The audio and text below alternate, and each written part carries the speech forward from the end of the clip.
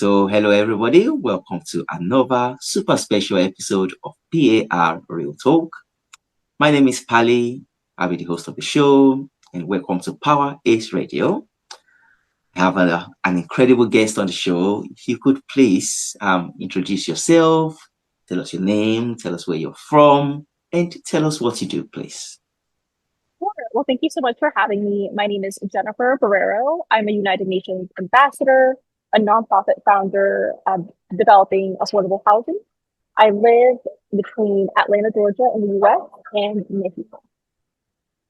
Perfect. That's great. And let me just rephrase that really quickly. That if you could describe yourself with three emojis, what would they be? If I could describe myself with three emojis, it would definitely be one of them would be the globe to just signify my love for traveling, different cultures, different countries. One of them would probably be maybe a mountain because I love to do outdoor things, rock climbing. And then maybe the last one would be a family emoji because I love being around people and groups of people and love being around my family. So I think those three emojis would describe me. That's really, really cool. Thank you for that. And so you work in housing, you do housing and community work, right? So what sparked your passion for that? And what was the moment that lit that fire? Yeah, so my family is from Mexico and Colombia, and I'm the only person in my family that was born in the US. And I think growing up, I was instilled this belief of the American dream and what that actually means. And I always thought that if I did what I was supposed to do when I went to college and I, got the job that I was supposed to get, that I would be able to achieve that quote unquote American dream. And I think as I got older, I started to see just a lot of injustices in the world. And I got very passionate about people, making sure people having what they need to just be well and live well. And I saw housing as a foundational aspect of that. It's something that we all need. We all need somewhere to rest our head at night. And I saw housing really as a human right. And interestingly enough, I think that often we see the American dream as purchasing a house with a white picket fence. And a lot of people in my generation are losing hope in that dream, that is not achievable. So I wanted to work in a space where I could give people the chance to access that. Wow, that's really, really great. Pretty powerful what you're doing there. Let me kind of go further. That you've gone from grassroots organizing Yeah. to giving TED Talk and global keynotes. What has that journey been like?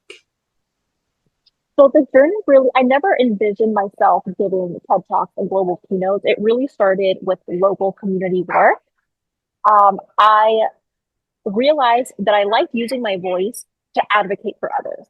I like using my voice to be able to stand up for others. I like using my voice to raise awareness when I saw something that I thought was wrong.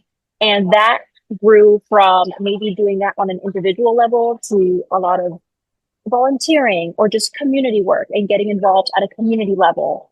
And slowly but surely, I noticed that I started to be relied on as that voice. I would get asked to go give panels or go give talks. And I became, people started to rely on me to be that voice, to advocate for others and come speak to larger groups. And that's what led to my work turning into more of public speaking and me telling my story and explaining how grassroots community organizing works in front of groups of people.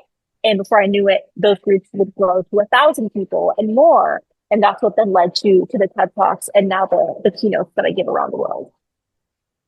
That's really, really cool. I like that, to say, Rome wasn't built in a day. It started from the beginning, and here we are, an international superstar.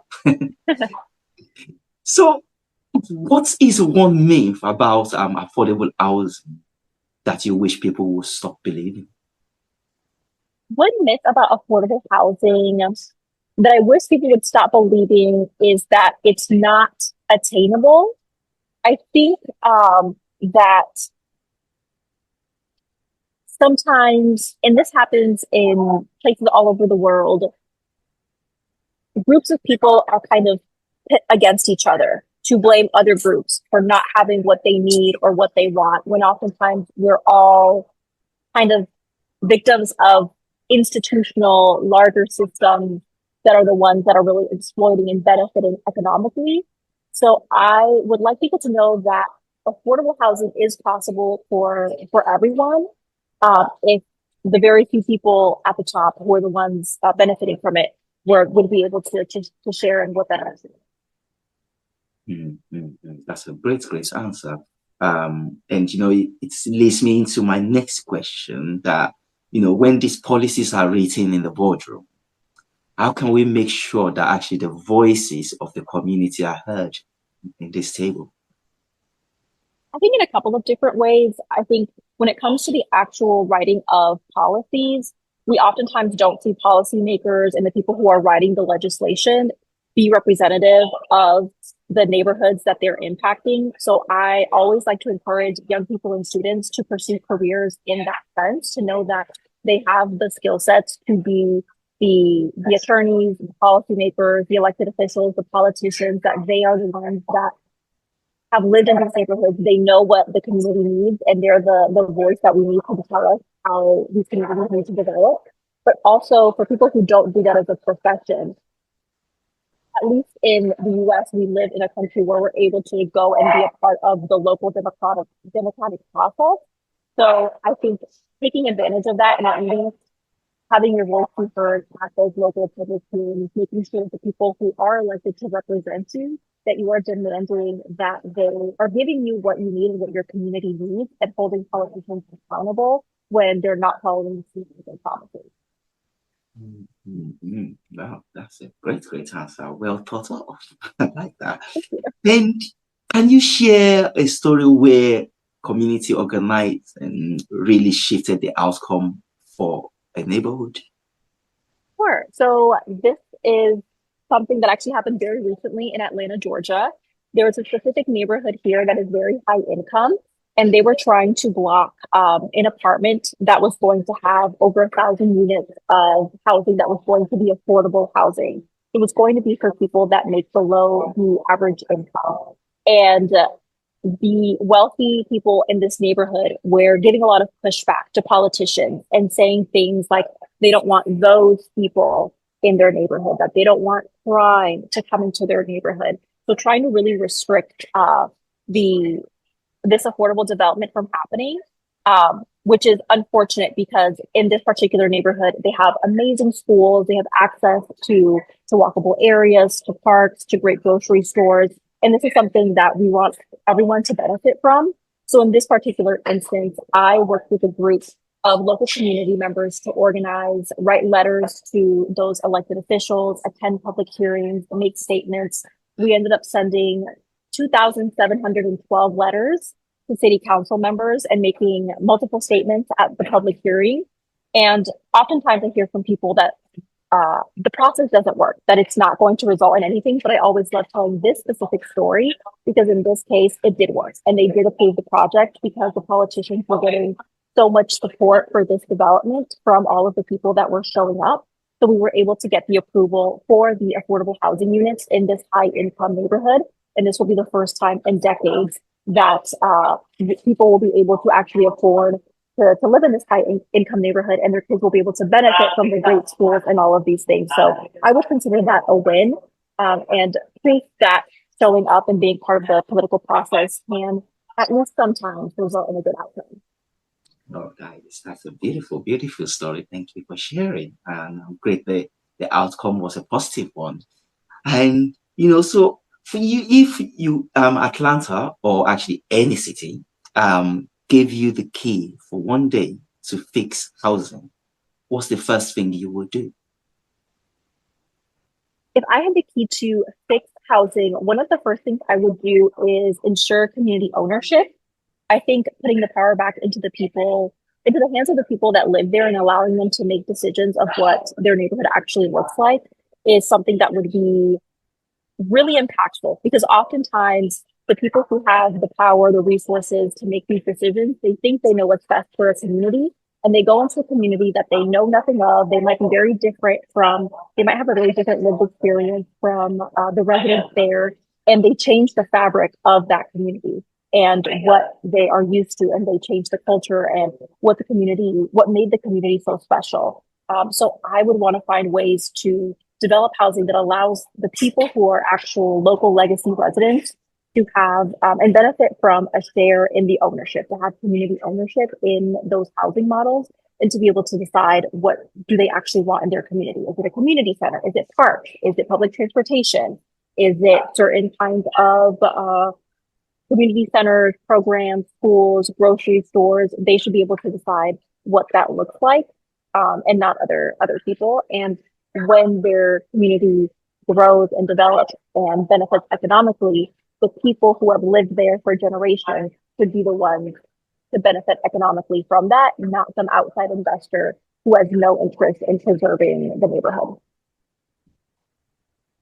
That is great, great. That's really, it's like, well, you've thought of my hair, and hopefully Yes. someday maybe you might actually step up to the podium and go into politics a bit more. No, not. We'll see. We'll see what happens. Yes, good, good, good. And let me kind of go into this kind of section that you speak about finding purpose. What does that actually look like in real life? I think it looks like spending your days and spending your life doing something that you think brings positive impact. And it doesn't have to be something that is huge and changing the world and passing laws or something that a grand scheme. I think the most impactful way, honestly, to do that is through the way that you treat others, the way that you treat your neighbors, and developing those connections and relationships. That in itself can be the purpose, the impact that you create. I think sometimes we get very stuck on and hung up on finding one specific job, one specific role that is supposed to fill all of our needs as an individual. When we are multifaceted, we have a lot of different interests. So that's not, I don't think that's something that has to happen. I think it's more so of knowing what is important to you, what are you good at, and can you find a way to express that in your daily life in a way that brings joy to others. Mm-hmm. Great, thank you. Thank you so much for that answer. Take that on board. And for young people listening right now, who, like, they know they want to do something, want to do good, but just do good. Does it actually pay the bill? They're not sure. Like, what advice would you give them? Yes, that is probably the most common question that I get from young people who are trying to decide what that actually looks like for them. There's no easy answer or path for finding that intersection of doing something really positive in the world, but also wanting to do really well for yourself. But I am a believer that both can coexist. I don't think that to make a lot of money that you have to quote unquote sell out and do something that is negative for the world. I do think that kind of what we were just talking about, if you are able to get very specific on what you're good at and the value that you're able to bring to others, and marry that with a cause that you care about, that you can be really successful in a role because you are very good and skilled in a specific area that is also needed and can be compensated for that. I'm also very big on finding ways to get funding for your own ventures to be able to do the positive things, because that's not always capable in nonprofit world or in corporate world. But for anyone that wants to do something positive, whether it's social justice focused, community and economic development focused, I definitely would say that it might not happen right away. It might not be the first role, the first job that you have, but don't stop yourself from at least entering that space and really figuring out what your niche is and what you're good at, because that's the first step to finding where you can best be placed in the fight, to then find a role that you can be compensated for. Great answer. Thank you so much for that. And let's just come back to you, as a person. So burnout is real, especially this kind of work. How do you recharge and keep going? I think work in this space is very cyclical. There's no I think, perfect 24-hour routine or schedule that balances the perfect amount of sleep with the perfect amount of gym, with the perfect amount of social, with the perfect amount of doing all of these great things. I think the work happens in patterns, in cycles. Sometimes there are days or weeks where it's a lot of work and maybe I'm not pouring as much as I would like to into my personal relationships and social life. And then there are weeks where I am just spending time with my family and that's the focus of the emphasis. And maybe I'm not spending as much time with work. So I think recharging for me comes from understanding where I am in that cycle. So if I know that I'm in a cycle of heavy work, of uh, high intensity work, being very intentional about figuring out, okay, when is this going to end? When is the next break? Because now I have to make sure that I carve out time for all of these other areas that I might not have been paying enough attention to. I think trying to find a way to implement that every single day can sometimes lead to even more stress because things pop up and then you get upset. Oh, I didn't go to the gym today. Oh, I didn't eat right this whole week.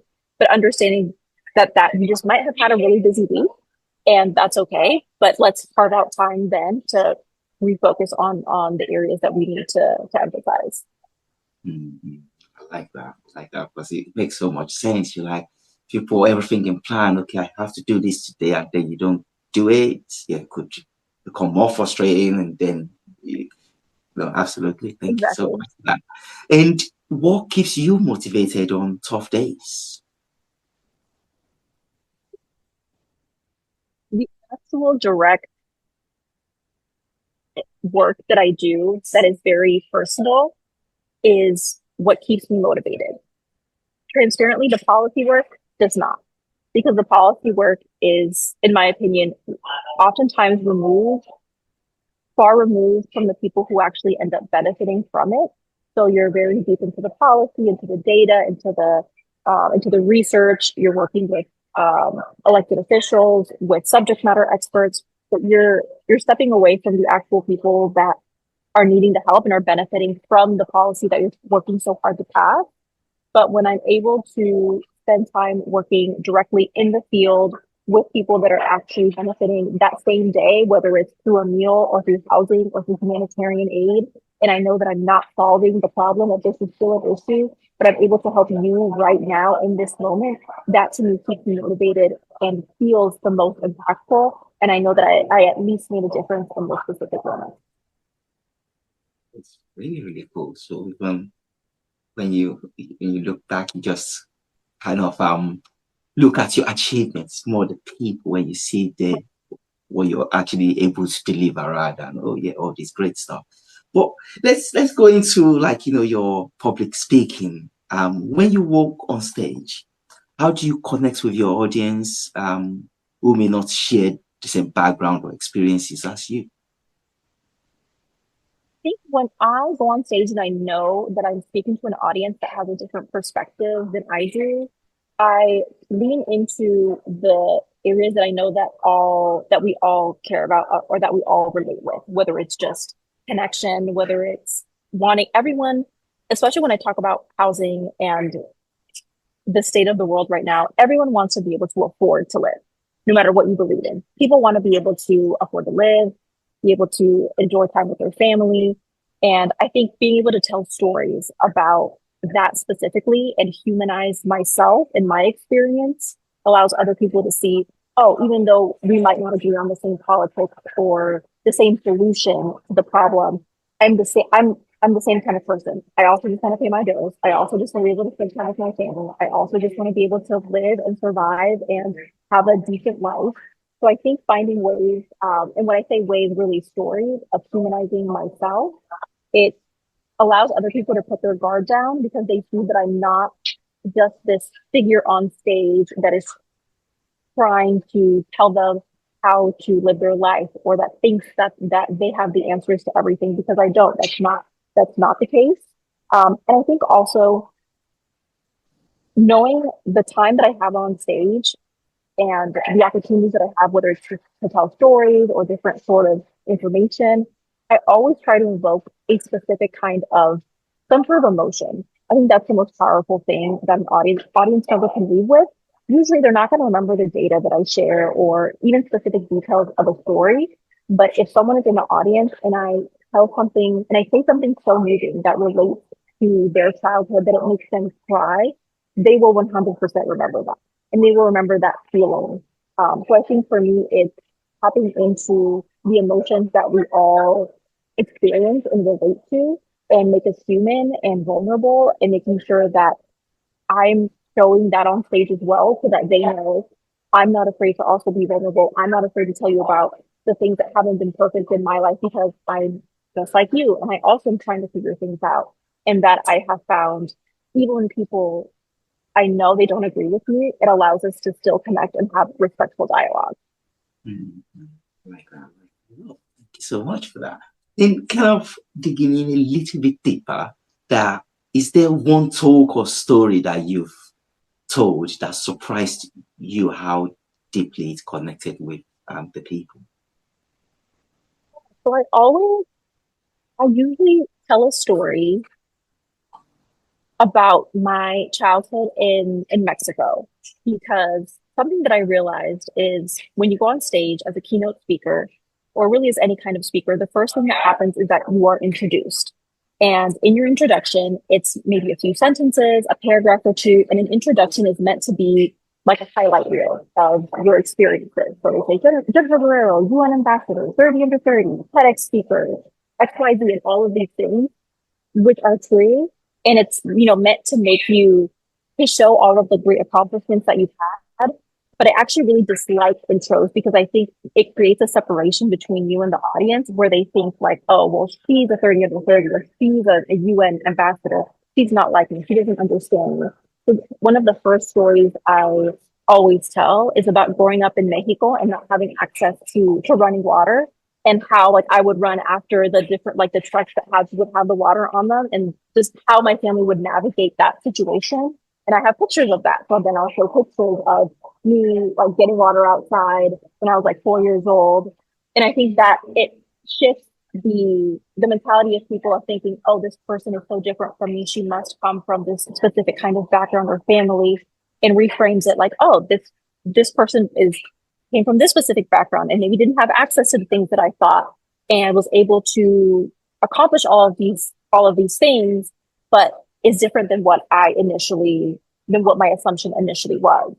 So I think giving a story, and specifically, I call it my agua story, like my story of water in the beginning, helps kind of just reframe the audience's mindset of who I really am. Because I always tell them that intro that you just heard, those things are true, but that's not who I am.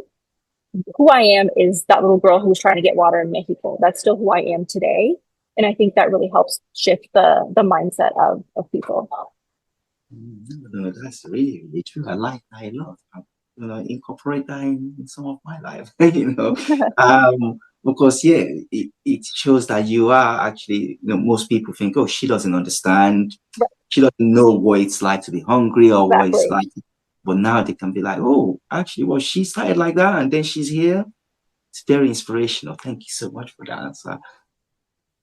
And just want to go to this, let's see this quick fire round. Okay. So just a few questions here and there, really Okay. quickly. So one is, are you a morning or night owl? Both. Um, both. For some reason, I enjoy being awake. So whether it's early in the morning or late at night, if I had to choose one, I guess late at night. Um, but I would say I can make either work. Okay, good. And first thing you do when you wake up? Terrible, but probably check my phone, honestly. Like I wish I could say it was something more inspirational or better, like meditating or something. But I'm positive the first thing I do when I wake up is check my phone. That's okay. And what's the last song you had on repeat? There's this song called Closer by this, I think she's a French singer called Giacalli. And it is a song that I listen to almost every single day in the morning. So I would say probably that one. Oh, nice, nice. And what's your go-to comfort food? Oh gosh, I would say if it's Mexican food, it would probably be chilaquiles. And if it's American food, thanks to my Atlanta influence and time here, I would say it would be more of a Southern comfort food. That's nice. And a book that shaped how you see the world. There is, oh my gosh, I'm blanking on, I think it's called Can't Hurt Me he's a Navy SEAL turned like motivational speaker. I'm blanking on his name, but I would say the book is called Can't Hurt Me. And it's basically a story of a guy who felt like he wasn't doing enough in his life and was a very normal person, but in his 30s was able to turn everything around. And he's the only person in the world to become a Navy SEAL and then some other really incredible thing and has broken all of these different world records. And is just a very respected person in that space. And his book goes into a very detailed, visceral description of building a level of discipline and pushing past a level of pain that he didn't think he could ever get past. And I think it it made me realize how much more each of us can give and do than what we think. Like when we think we're done, when we think we're tired, when we think we've reached our limit, there is so much more left in the tank. And I think that book, for some reason, always really stuck with me when it comes to discipline and resilience. Very cool.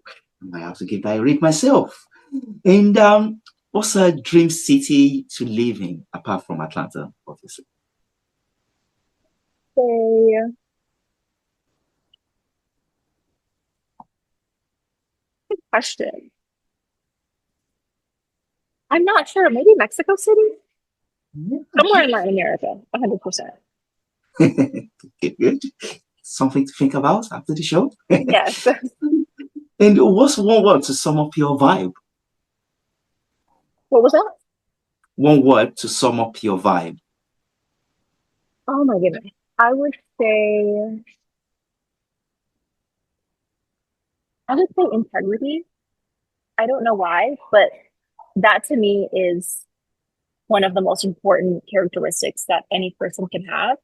And it's something that I pride myself on is being able to carry throughout my life and knowing that I can lean on that and stay true through that specific character.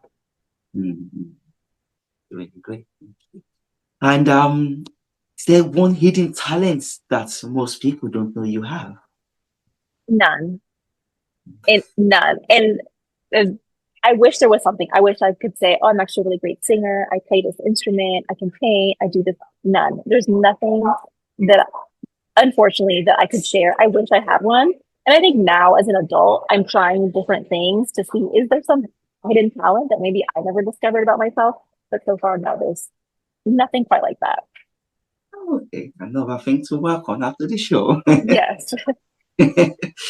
That concludes our quick fire round. Thank you so much for that. And where can people come and find you? How can people reach out to you? Do you have a website or your social handles?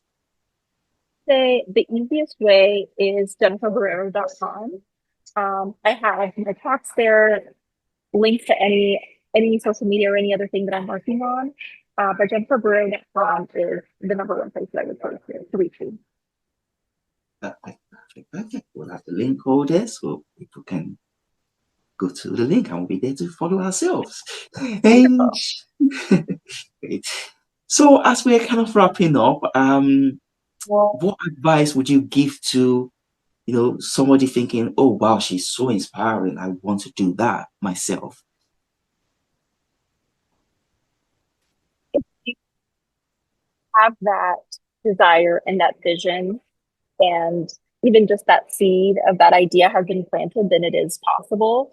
So I would say to pursue it, to try it, to not listen to other people who maybe they have tried it and haven't been successful. at that specific thing, but to take a chance on yourself and do yourself at least that favor of trying and seeing how it goes. So much for that. And so any closing remarks from you to the viewers? Thank you so much for having me. This has been great. It's great. And so, last question, now fast forwarding 20 years from now, what do you want your legacy to be? Kindness, a legacy of